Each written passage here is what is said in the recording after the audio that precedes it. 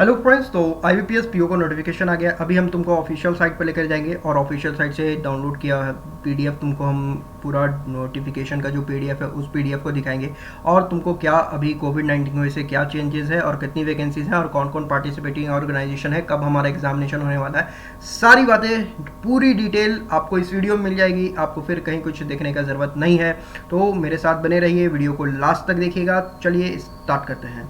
Okay, सबसे पहले हम अभी अपने आप को आपके सामने से हटा देते हैं और आपको लेके चलते हैं ऑफिशियल साइट पर। ये देखो ibps.in, ये ऑफिशियल साइट है। हमेशा तुमको ऑफिशियल साइट से कुछ भी करना है तो यहाँ पे देखो, यहाँ पे स्लाइड होता जा रहा है, click here to view advertisement for CRP POMT 10। ठीक है, तो यहाँ पे तुम जैसे ही क्लिक करोगे तुमको आ जाएगा नोटिफिकेशन खुल करके। ठीक है, उससे पहले देख लो मेरा नोटिफिकेशन जाने से पहले इस यूट्यूब चैनल पे तुमको क्या क्या हो रहा है। Data interpretation, line graph, free lectures आपको अपलोड हो रहे हैं। डाटा इंटरप्रिटेशन है, न्यू पैटर्न कोडिंग डिकोडिंग है, ओनली फिजियोलॉग से क्वेश्चन है। पहले हम अकेडमी में पढ़ाते थे, अब हम अकेडमी पे क्यों नहीं पढ़ा रहे हैं, क्या सीन चल रहा है वहाँ। SBI PO मेमोरी बेस के सिंप्लीफिकेशन क्वेश्चन है। आपको बैंक में जॉब लगती है तो बॉन्ड साइन करना पड़ता है, पता है?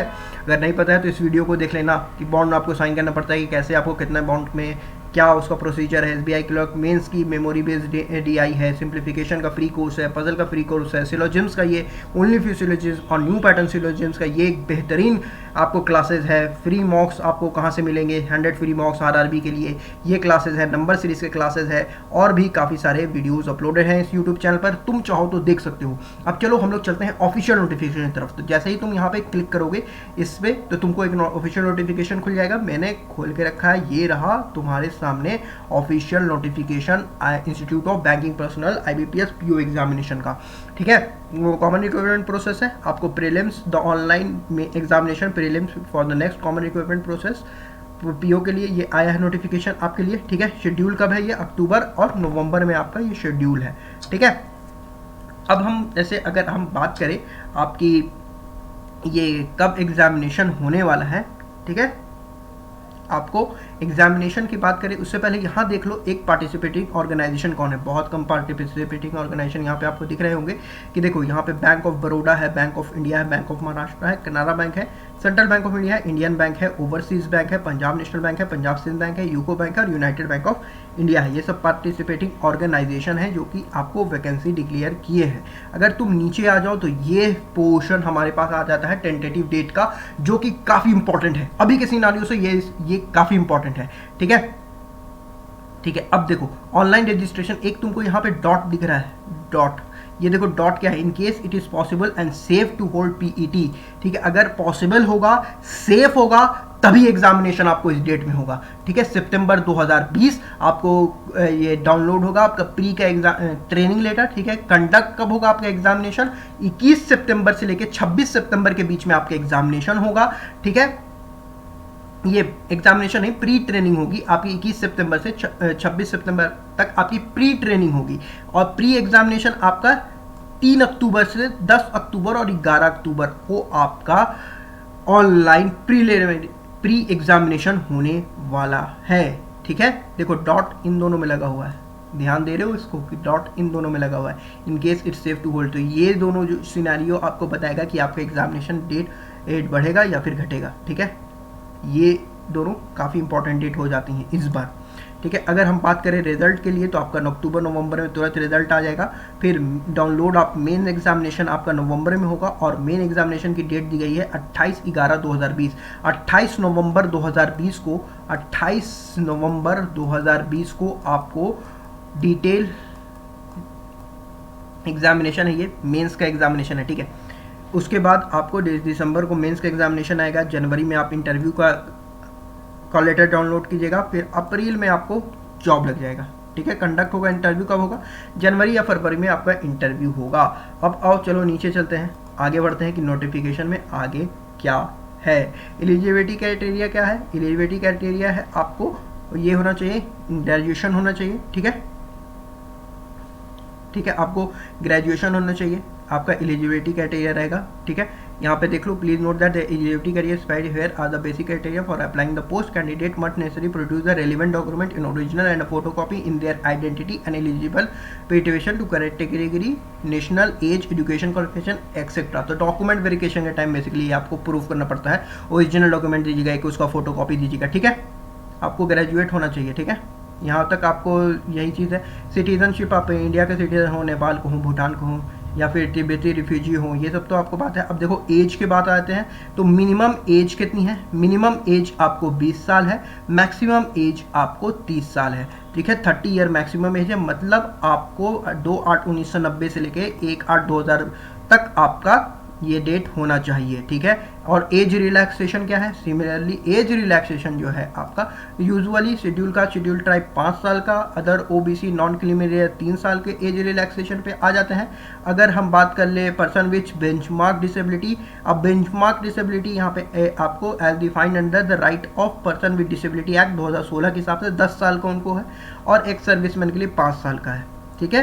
पर्सन अफेक्टेड बाई 1984 राइट से जो अफेक्टेड है उनको 5 साल का है, ठीक है।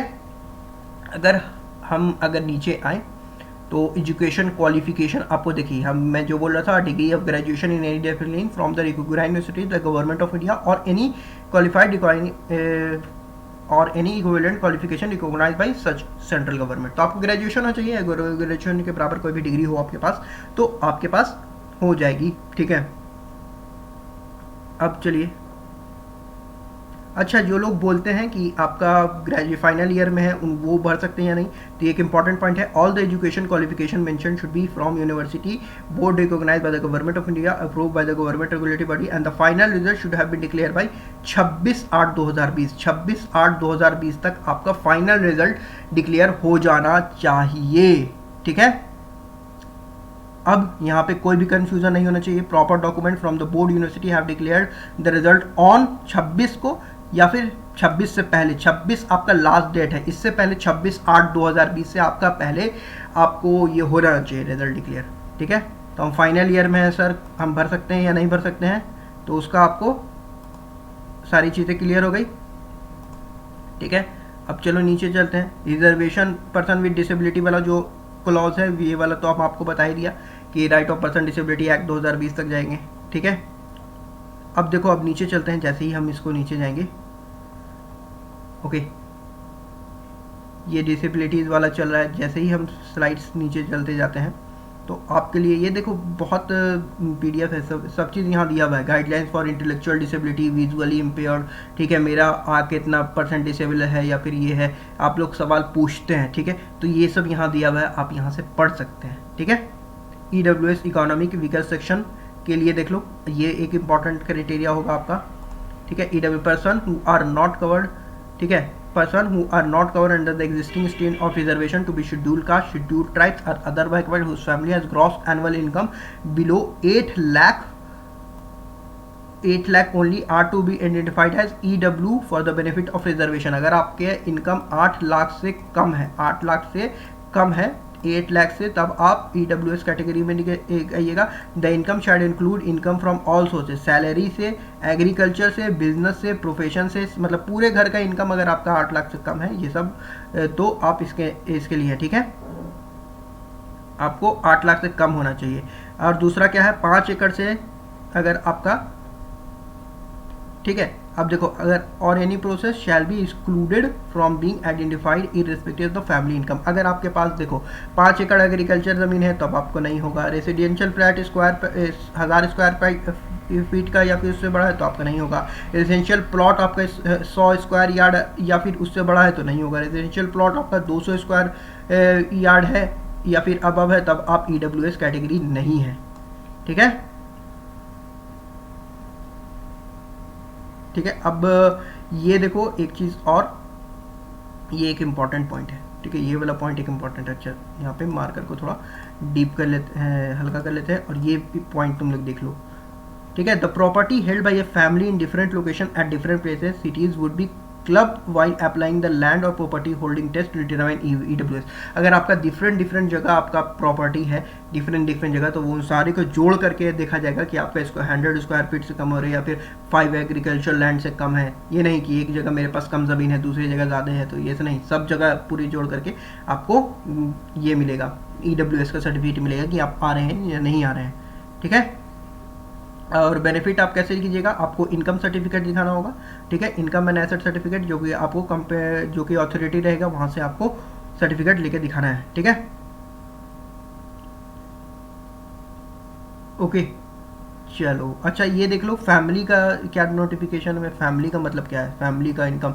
The term family for this person will include the person who seek the benefit of reservation, आपको इंक्लूड करेगा his parents and sibling below the age of 18 years, आपके माता पिता और या फिर आपके सिबलिंग्स जो कि 18 साल से कम है उनको, और आपके स्पाउस को और चिल्ड्रन को below the age of 18 year. ठीक है, children below the age of 18 year, spouse नहीं, स्पाउस तो 18 ईयर से बड़ी ही होंगी। ठीक है, होंगे या होंगी। ठीक है, चिल्ड्रन अगर आपके 18 साल से कम है तो उनको भी इंक्लूड होगा। बोलोगे चिल्ड्रन कौन, एक सर्विसमैन लोग रहते हैं या फिर बाकी लोग भी देते हैं, तो कितने लोग की शादी होती है उसके बाद भी देते हैं, तो उनके बच्चे भी होते हैं। ठीक है, चलो अब आगे चले। प्री एग्जामिनेशन ट्रेनिंग ये सब तो हो गया, अब चलो आगे चलते हैं हम लोग। अब देखो यहाँ पे एक बात कही गई है, ड्यू टू कोविड-19 pandemic for the safety of the candidate PET during this period may not be held. हो सकता है कि आपका पीईटी जो है वो हेल्ड नहीं हो। ओके, हो सकता है, ये बात अभी आपको कह दी गई है। ठीक है, अब नीचे चलो, नीचे अगर हम आए, अगर हम नीचे अगर बात करते हैं, ये देखो अब एग्जाम पैटर्न पे हम लोग चलते हैं कि एग्जाम पैटर्न आपका क्या है। ठीक है, English pre quantitative aptitude reasoning 30 35 35 30 35 35। ठीक है, जैसा आपका चलता आ रहा है वही है, 20 मिनट मिलेगा। इंग्लिश के 30 क्वेश्चन है, क्वांटिटेटिव एप्टीट्यूड के 35 क्वेश्चन है, रीजनिंग एबिलिटी के 35 क्वेश्चन है। 35 मार्क्स 35 मार्क्स 30 मार्क्स, 35 70 30 100 मार्क्स का होगा। ठीक है, आपको candidate have to qualify in each 3 test by securing minimum cut off marks, तो मिनिमम सेक्शनल वाइज भी कट ऑफ मार्क्स है। इंग्लिश का एक कट ऑफ मार्क्स होगा, मैथ का एक कट ऑफ मार्क्स होगा, आपको रीजनिंग का एक कट ऑफ मार्क्स होगा। ठीक है, ये सब आपको होगा। ओके, आपको सेक्शनल कट ऑफ भी निकालना है और ओवरऑल कट ऑफ भी निकालना है। ठीक है, दोनों चीज़ करना है। ठीक है, अब अगर हम मेंस की बात करें, मेंस के एग्जाम पैटर्न पे आ जाए, मेंस के एग्जाम पैटर्न पे अगर हम बात आ जाए तो देखो, ये देखो reasoning 45 question 60 marks, general banking मतलब यहाँ पे करंट अफेयर्स बेसिकली आपसे पूछा जाता है, उतना बैंकिंग और ये इकोनॉमी की पे नहीं जाता है, जनरल करंट अफेयर्स भी इसमें ज़्यादा क्वेश्चन रहते हैं। ठीक है, जो कि आपको 40 क्वेश्चन होंगे, 40 मार्क्स का। इंग्लिश लैंग्वेज होगा 35 क्वेश्चन 40 मार्क्स का। DI पिछले बार तो यार सिर्फ DI आई थी इसमें, सिर्फ ज़्यादातर क्वेश्चन DI आई थी। टाइम एंड वर्क का एक सवाल था, आपको नंबर सीरीज का एक सवाल था, और बाकी सारे DI थे। टाइम एंड वर्क से कैथलेट था। ओके, तो अगर आप लोग देखना चाहते हैं ये सब हम मेमोरी बेस्ड क्वेश्चन भी आपको इस यूट्यूब चैनल पर अपलोड कर देंगे। ठीक है, जहाँ से ये नहीं कि एकदम लॉन्ग मेथड से, बहुत सारे यूट्यूब चैनल हैं जो कि बहुत लॉन्ग मेथड यूज़ किया है, हम शॉर्ट मेथड से आपको डाटा इंटरप्रिटेशन पढ़ा देंगे जो कि आपको आए थे। ठीक है, तो यहाँ तक ये आपका मेंस का पेपर हो जाएगा। अगर आप लोग ये सब अच्छे से सेक्शनल कट ऑफ भी क्लियर करना है आपको, हर एक चैप्टर का, हर एक सब्जेक्ट का सेक्शनल कट ऑफ भी आपको क्लियर करना है, सेक्शनल कट ऑफ भी और ओवरऑल कट ऑफ भी, ओवरऑल कट ऑफ भी आप क्लियर कीजिएगा, तभी आपका ये जो है राइटिंग, आपको लेटर राइटिंग भी लिखनी है और ऐसे राइटिंग भी लिखनी है। लेटर राइटिंग और ऐसे राइटिंग कैसे लिखनी है इसका वीडियो हम अपलोड कर देंगे जल्दी यूट्यूब चैनल पर अपने। ठीक है, ओके, अब देखो, अब आपको क्या क्या लेके जाना है। आप वैलिड ये लेके जाइएगा, कॉल लेटर पे अपना कॉल लेटर लेके जाइएगा, एक फोटो आइडेंटिटी प्रूफ लेकर के जाइएगा, उसका एक फोटो कॉपी लेकर के जाइएगा। ठीक है, उसके बाद आपको रॉन्ग नंबर्स के लिए पेनल्टी भी है 0.25 की, आपको पेनल्टी लगेगी अगर आप रॉन्ग नंबर दीजिए। एक नंबर का है तो 0.25 आपको लगेगा। ठीक है, ओके, एग्जामिनेशन के चेंज, आप जो सेंटर दीजिएगा उसका चेंज राइट आपको फिर नहीं लेगा। No request for change of centre for examination shall be entertain. तो एग्जामिनेशन आपको जो सेंटर देना है वो सोच समझ के देना है, क्योंकि यहाँ पे पहले ही लिख दिया है कि कोई भी सेंटर आपको चेंज नहीं किया जाएगा, लेकिन IBPS चाहे तो वो कर सकता है। ठीक है, IBPS चाहे तो वो कर सकता है, आप चाहिएगा तो नहीं होगा। ठीक है, अच्छा, नॉर्मलाइजेशन लगेगा, यहाँ पे आपको बोल दिया गया है कि नॉर्मलाइजेशन लगेगा, मतलब बाकी वही सब बात है। ठीक है, अब देखो, अभी इंटरव्यू होगा आपका, उसके बाद आप मेंस पास कर दीजिएगा। ठीक है, mains marks obtained in the online mains examination will be considered for the shortlisting of interview and also for final merit. जो आप मेंस में जो नंबर लाइएगा वही आपको मार्क्स, वही आपका इंटरव्यू में आप बैठिएगा या फिर नहीं बैठिएगा, बस वही होगा। प्रीलिम्स का मार्क्स सिर्फ क्वालिफाइंग इन नेचर है, उसके बाद आपको इंटरव्यू देना है उसके। ठीक है, आपको while appearing for the interview the candidate should produce valid prescribed documents given below. जो आपको ये एक डॉक्यूमेंट सब आपको देने हैं आपको जब इंटरव्यू आएगा।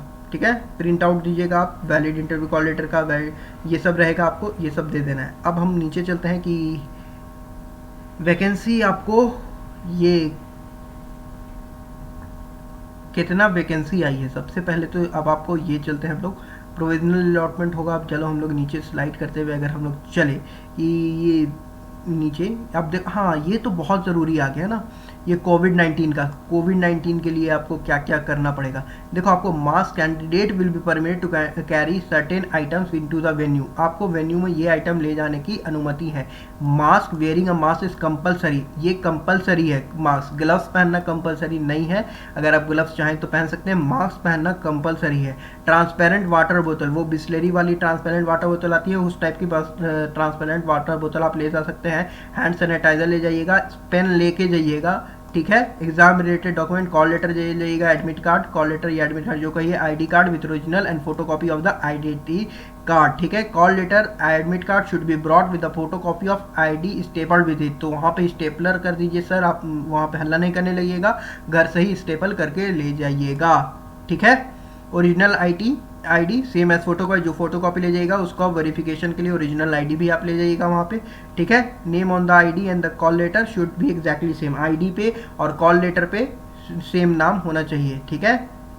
ये नहीं कि आईडी पे SH अविनाश लिखा हुआ है और फिर आपको जो कॉल लेटर है उसमें H ही अविनाश लिखा हुआ है, ठीक है, मतलब स्पेलिंग मिस्टेक नहीं होनी चाहिए, ठीक है। अब अगर हम आगे चले, ये सब बातें हो गई, ठीक है। अब यहाँ पे एक बात देखोगे, यहाँ पे बोल्ड से लिखा हुआ है, क्यों ये क्या लिखा हुआ है, if candidate is availing the scribe, अगर आप स्क्राइब ले दे, scribe should also bring their own glove, अगर आप स्क्राइब ले रहे हैं तो आपको भी एक ये लेना पड़ेगा, अपना एक ग्लव्स उनको भी पहन के आना। N95 मास्क, सैनिटाइजर, वाटर बोतल, wearing mask is compulsory, both candidate and scribe should wear N95 mask, तो यहाँ पे एक मास्क यहाँ पे मेंशन कर दिया है कि N95 मास्क पहनिएगा, तो कोशिश कीजिएगा कि N95 मास्क ही पहन करके जाएं। ऐसे आप नॉर्मल मास्क भी पहन के जाइएगा तो मेरे ख्याल से आपको यहाँ पे एंट्री मिल जाएगी, लेकिन जब नोटिफिकेशन पे ही N95 मास्क लिख दिया, अभी बहुत टाइम है यार, कहीं से भी जुगाड़ करके एक मास्क लेकर के रख लो N95, जो कि तुम एग्जामिनेशन सेंटर पे ही जाओगे, ठीक है। अब देखो आरोग्य सेतु ऐप आपको हमेशा डाउनलोड होना चाहिए, and candidate must have Aarogya Setu app installed in his mobile. The Aarogya Setu status should must show candidate risk factor, candidate risk factor जो दिखाता है आपका कि आपको आरोग्य सेतु ऐप आपका रिस्क फैक्टर दिखाता है, तो आपका आरोग्य सेतु ऐप इंस्टॉल रहना चाहिए, आपको रिस्क फैक्टर वहाँ पे दिखाना चाहिए कि आपका जो रिस्क फैक्टर है वो सेफ है, ठीक है। In case a candidate does not have a smartphone he shall have to bring a sign declaration to his effect, आपको अगर स्मार्टफोन नहीं है तो आप अपना वो साइन डॉक्यूमेंट वहाँ से लेकर के आइएगा जो आपको सिक्योरिटी गार्ड को दिखाना होगा, ठीक है। Candidate with moderate and high risk, अगर आप मॉडरेट और हाई रिस्क में आते हैं आरोग्य सेतु ऐप पे तो आपको एंट्री नहीं मिलेगी। In case of the responses in the declaration suggest कोविड-19 infection symptom the candidate will not be permitted to inside the exam venue, अगर आपको कोविड-19 के सिम्टम अगर वहाँ जो एंट्री पे बैठे हैं उनको लगेगा तो आपको एग्जाम वेन्यू पे नहीं एंट्री किया जाएगा, ठीक है। After Aarogya Setu display at the gate, तो आपको गेट पे आरोग्य सेतु आपका स्टेटस दिखाना देना होगा, ठीक है। उसके बाद आप अपना मोबाइल ऑफ कर दीजिएगा एंड डिपॉजिट कर दीजिएगा, जहाँ पे आपको लोकेशन रखना जाएगा वहाँ से आप वहाँ पे उसको डिपॉजिट कर दीजिएगा, ठीक है। थर्मल गन से आपका ये होगा, आपको बुखार नहीं होना चाहिए। तो यहाँ तो अभी आप मॉल भी जा रहे हो तो वो चेक कर रहा है, वो तो ज़्यादा इसका कोई टेंशन नहीं लेना है, ठीक है।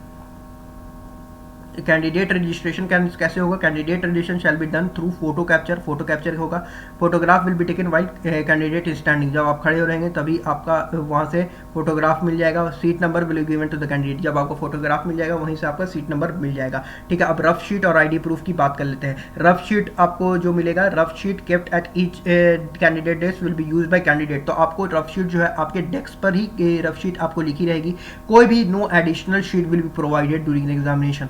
तो आपको प्री एग्जामिनेशन के लिए देखो 2 शीट रखना, 2 शीट पे ही तुम एग्जाम देना अपना, ठीक है। प्री एग्जामिनेशन पे मॉक्स दोगे तो 2 शीट पे ही ट्राई करना कि मॉक्स तुम दो, ठीक है। No additional sheet will be provide, कोई भी एडिशनल शीट आपको प्रोवाइड नहीं की जाएगी, ठीक है। आपको जो ड्रॉप करना है, जहाँ पे आपको बोला जाएगा कि कॉल लेटर आप अपना आईडी प्रूफ के साथ वहाँ पे ड्रॉप कर दीजिए, तो वहाँ पे आप अपना वेन्यू छोड़ने से पहले कॉल लेटर और अपना आईडी प्रूफ के साथ जो प्लेस आपको बताया जाएगा वहाँ पे आप ड्रॉप कर दीजिएगा, ठीक है। स्क्राइब लो करके जाओगे, वो भी अपना स्क्राइब वाला सर्टिफिकेट के साथ वहाँ पे कॉल लेटर आईडी प्रूफ सब ड्रॉप कर दोगे, ठीक है। और जो रफ शीट जहाँ आपको बोला जाएगा कि इस बॉक्स में रफ शीट डाल दीजिए, एग्जिट पे वेन्यू के वहाँ पे आप उस रफ शीट को डाल दीजिएगा, ठीक है। अब यहाँ पे एक ध्यान रखना, the drop box for the rough sheet will be different from that of call letter box. ये नहीं कि कॉल लेटर वाले में रफ शीट डाल दो और रफ शीट वाले में कॉल लेटर डाल दो। तो इतना प्रेजेंस ऑफ माइंड रखना है, एग्जाम के प्रेशर में खो नहीं जाना है। जहाँ कॉल लेटर डालना है वहाँ कॉल लेटर डालना है, और जहाँ रफ शीट डालना है वहाँ पे रफ शीट डालना, ठीक है। स्पेसिफिक इंस्ट्रक्शन आपको वेन्यू पे दे दिए जाएंगे, ठीक है। और जब आपका एग्जामिनेशन कंडक्ट हो जाएगा तो आपको on completion of a shift the candidate should move out in an orderly manner without crowding as instructed by the venue staff. तो आपको बगैर भीड़ लगाए हुए आपको निकलना है एग्जामिनेशन सेंटर से, ठीक है। सम मोर इंस्ट्रक्शन, जो आपको एग्जामिनेशन वेन्यू पे पहुंचोगे कुछ थोड़ा सा इंस्ट्रक्शन वहाँ पे मिल जाएगा, ठीक है। अब इतना टेंशन मत लो ये सारी बातों का, ठीक है। अपना तैयारी पे ध्यान दो। कैंडिडेट कब से, आप 5 तारीख से अप्लाई करोगे, 26 तारीख तक आपका लास्ट डेट है। And no other mode of application will be accepted. आपको ऑनलाइन ही एग्जामिनेशन अप्लाई करना है, ठीक है। ऑनलाइन साइट पर जाओगे IBPS वाले पे, वहाँ से तुम इसको अप्लाई कर दोगे। 5 तारीख तुम्हारी डेट स्टार्ट है, 26 तारीख तक, ठीक है। क्या चाहिए होगा तुमको, फोटोग्राफ चाहिए होगा, ठीक है, सिग्नेचर चाहिए होगा, लेफ्ट थंब इंप्रेशन चाहिए होगा, ठीक है। ये सब क्लियर है। फोटोग्राफ चाहिए, ओहो, और आज तो मार्कर बहुत ये चल रहा है। चलो, एक फोटोग्राफ चाहिए, एक तुमको सिग्नेचर चाहिए, लेफ्ट थंब इंप्रेशन चाहिए, हैंड रिटन डिक्लेरेशन चाहिए, ठीक है। हैंड रिटन डिक्लेरेशन जिसे रनिंग हैंड से लिखते हो उसी लिखना, ठीक है। कैपिटल पे नहीं लिखना। हैंड राइटिंग डिक्लेरेशन जैसे देखो वो नॉर्मल ही राइटिंग में लिखना, ठीक है। उसके बाद तुम सिग्नेचर अपना करोगे, कैपिटल लेटर में नाम लिख देना, सिग्नेचर नहीं होता है। तो जो लोग पहली बार एग्जामिनेशन देख रहे हो तो कैपिटल में नाम अपना सिर्फ लिख देना, सिग्नेचर नहीं होता है, अपना प्रॉपर सिग्नेचर करना, ठीक है। लेफ्ट थंब इसका इंप्रेशन देना, अच्छा लेफ्ट थंब इंप्रेशन देना। ये नोटिफिकेशन आया था RRB वाला, उसमें हमको मैसेज आ रहा था सर हम राइट थंब इंप्रेशन दे दिया। तो प्रेजेंस ऑफ माइंड रखना, ठीक है। लेफ्ट थंब इंप्रेशन अपना देना, ठीक है। अब यहाँ पे ये देखो यही तुमको लिखना है, I name of the candidate hereby declare all information submit by me in the application form is correct and me correct true and valid. I will present supporting document as and when required. यही तुम लिखोगे, यही है तुम्हारा declaration. I name of the candidate नहीं लिखोगे, आई अपना नाम लिखोगे, ठीक है। ये नहीं लिखना आई name of the candidate bracket में करके, ठीक है। कुछ कुछ है यार तो हम बता दे रहे हैं कि कैसे लिखना है, ठीक है। कुछ कुछ होगा कि जो कमेंट बॉक्स में सर कौन है, ऐसा कुछ कुछ होता है यार, ये कर देते हैं, ठीक है। चलो ठीक है। अब तुमको कितना लग रहा है, 850 रुपये लग रहा है अगर आप जनरल हैं, और 175 रुपये लग रहा है आपको शेड्यूल का, शेड्यूल टाइप PWD कैंडिडेट है। तो आप जनरल हैं भाई, आप बहुत अमीर हैं।